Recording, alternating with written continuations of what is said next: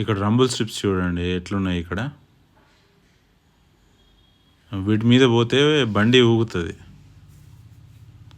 Lockdown ముందు ఇవి ఉండకపోతుండే, ఇప్పుడు కొత్తగా వచ్చినాయి ఇవి. Already IT people 9 to 12 hours work చేస్తారు సీట్ల మీద కూర్చొని. ఆల్రెడీ అలా నడుములు పోతున్నాయి. మళ్ళీ ఇట్లా బైక్ల మీద ఆఫీస్కి వెళ్ళేటప్పుడు, మళ్ళీ ఇంటికి వెళ్ళేటప్పుడు ఇది ఒకటి షేకింగ్ మాకు. అందరికీ కార్లు ఉండవు కదా, అందరు మిడిల్ క్లాస్ వాళ్ళే వర్క్ చేస్తారు. చూడు ఎట్లా అవుతుంది బండి, ఎట్లా అవుతుంది. దీనివల్ల ఈ షేకింగ్ వల్ల బ్రిడ్జ్ లైఫ్ స్పాన్ కూడా తగ్గుతుంది నాకు తెలిసి. 30 years 35 years వచ్చే బ్రిడ్జ్ ఒక 5 years తగ్గుతుంది దాని లైఫ్ స్పాన్ కూడా. ఇది ఏ సైంటిఫిక్ రీజన్తో వేసిర్రో ఏం కథనో తెలియదు. రంబుల్ స్ట్రిప్స్ బీఆర్ఎస్ టైంలో వచ్చినాయి ఇవి, లాక్డౌన్లో. సెకండ్ టైం వాళ్ళు వచ్చిన తర్వాత. సో ఇవి కొద్దిగా రిమూవ్ చేస్తేనే బెస్ట్. ఇట్లా ఇవి పనులు చేసి ఆల్రెడీ లాంగ్ అవర్స్ కూర్చొని అట్లా జబ్బులు వస్తాయి, వ్యాధులు వస్తాయి. దానికి తోడు ఈ స్పైనల్ కార్డ్ కూడా. ఇక్కడ చూడండి ఇప్పుడు బ్రిడ్జ్ ఇది దిగుతున్నాం. ఇప్పుడు కేబుల్ బ్రిడ్జ్కి ఎక్కుతాం. ఇప్పుడు ఈ రోడ్ నెంబర్ 45 ఫ్లైఓవర్. అక్కడ శ్రీహరి ఇంటి దగ్గర స్టార్ట్ అయ్యి ఇటు కేబుల్ బ్రిడ్జ్ మీదకి డైరెక్ట్ ఉంటుంది కదా. సో ఈ రంబుల్ స్ట్రిప్స్ అనేది పెద్ద సమస్య, అసలు ఎవరు రికగ్నైజ్ చేయట్లేదు.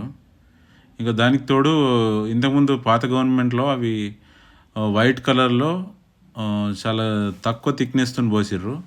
అదే ప్రాబ్లం అవుతుందిరా బాబు అని అంటే, ఇక్కడ మళ్ళా పక్కన ఇనార్బిట్ మాల్ ముందర ఆపోజిట్ రోడ్లో కోహినూర్ ఐటీసీ కోహినూర్ హోటల్ పక్కన మళ్ళీ ఎల్లో స్ట్రిప్స్ పోసిర్రు. ఇంకా థిక్నెస్ ఎక్కువతో పోసిర్రు. బండి మొత్తం షేక్ అవుతుంది. అందరికీ బెంజ్ కార్లు BMW ఉన్నాయి కదా, అందరు నార్మల్ మిడిల్ క్లాస్ పీపుల్ ఐటీలో వర్క్ చేస్తారు.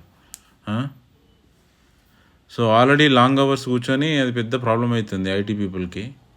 ఎక్కలేని జబ్బులు వస్తున్నాయి. దానికి తోడు ఇవన్నమాట మాకు ఎక్స్ట్రా బోనస్. ఏమనంటే ట్రాఫిక్ని కంట్రోల్ చేయడానికి అది అని అంటారు. ఇంతకుముందు కంట్రోల్ కాలేదా ట్రాఫిక్?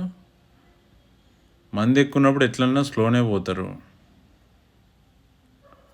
సడన్గా ఇప్పుడు వచ్చి అక్కడ రంబుల్ స్ట్రిప్ దగ్గర బ్రేక్ వేసినా కూడా వెనకాల వాడికి మనం ఎందుకు బ్రేక్ వేసినామో కనబడదు, వాడు వచ్చి గుద్దేస్తాడు. ఒకవేళ స్లో అయిపోదామన్నా కూడా అక్కడ రంబుల్ స్ట్రిప్స్ దగ్గర. సో ఈ బ్రిడ్జ్ మొత్తం ఊగుతుంది. ఆ సైడ్లో వాకింగ్ చేసే వాళ్ళకి కూడా వైబ్రేషన్ వాళ్ళు ఫీల్ అవుతారు ఈ కేబుల్ బ్రిడ్జ్ మీద. ఇది అన్సైంటిఫిక్ అండ్ ఇప్పుడు సర్వే చేయకుండా పెట్టిన బ్రిడ్జ్ ఇది. ఇంతకుముందు హైదరాబాద్లో మెట్రో వేసేటప్పుడు కూడా నారాయణగూడ ఆర్టీసీ క్రాస్ రోడ్ అట్లా అక్కడ చూడండి ఇక్కడ ఎన్ని ఉన్నాయి. 1 2 ఇక్కడ క్రాసింగ్ దగ్గర ఇక 3 సార్లు వెళ్ళినన్న. నడుము ఉంటుందా, వెన్నపూస ఇరిగిపోతుందా? ఇది కేబుల్ బ్రిడ్జ్, ఇది ఎండింగ్ ఇక్కడ. అర్థమైంది. ఇప్పుడు దిగిన తర్వాత నెక్స్ట్ ఇప్పుడు లెఫ్ట్లో తీసుకుంటాను నేను. లెఫ్ట్కి నాకు ఇప్పుడు ఇది ఐటీసీ కోహినూర్ ఉంటుంది, మై హోమ్ పక్కన, మై హోమ్ అబుజా. ఇక్కడ కుమారి అంటే ఫేమస్ అయింది కదా ఇక్కడ, దాని పక్కకు ఇక్కడ చూడండి. ఇప్పుడు మన ముందర BMW వెళ్తుంది. ఇలాంటి వాళ్ళకి ఏం కాదు, రంబుల్ స్ట్రిప్స్ రోడ్ మొత్తం వేసినా ఏం కాదు. ఇలాంటి వాళ్ళకు పాష్ కార్లో వెళ్తారు కాబట్టి ఏం కాదు. కానీ ఇప్పుడు చూడండి ఇక్కడ ఎంత థిక్నెస్తో పోసిర్రు, ఎట్లా షేక్ అవుతుంది బండి చూడండి. ఎంత షేక్ అయింది వీడియో. అట్లా ముందర బైక్ మీద వెళ్ళే వాళ్ళకి అందరికీ ప్రాబ్లం అవుతుంది ఇది. వాళ్ళ నడుములు పోతాయి, ఎవ్వరు కూడా పట్టించుకోవట్లేదు అసలు. సో ఇది ఆల్రెడీ ఒక ట్విట్టర్లో కూడా ఒక అతను ఉంటాడు, వీటి మీద ఈ సోషల్ కాజ్ కింద ఫైట్ చేస్తాడు.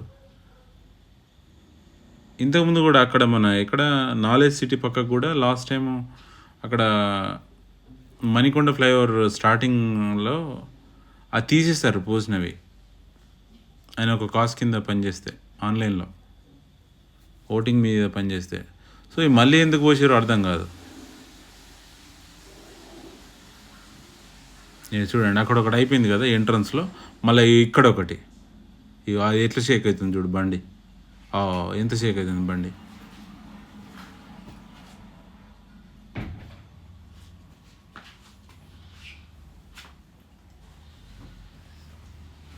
మళ్ళీ ఒక పబ్లిక్ టాయిలెట్స్ కూడా ఉన్నాయి ఇక్కడ.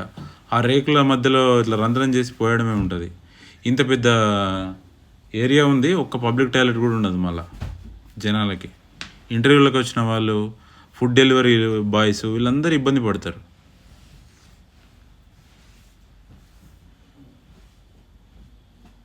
ఇది రియల్గా ఆలోచించాల్సిన విషయం. ఇది గవర్నమెంట్ ఇట్లా ఇది పోయేది, ఇవి ఎందుకు పోస్తున్నారు అనవసరంగా వితౌట్ రీజన్. ఇది వాటి వల్ల ఉపయోగం ఏంది? అవి దానివల్ల బ్యాక్లే దెబ్బతింటున్నాయి బైక్ల మీద వెళ్ళే వాళ్ళందరికీ. అది చూడు బండి ప్రతిసారి ఎంత షేక్ అవుతుంది.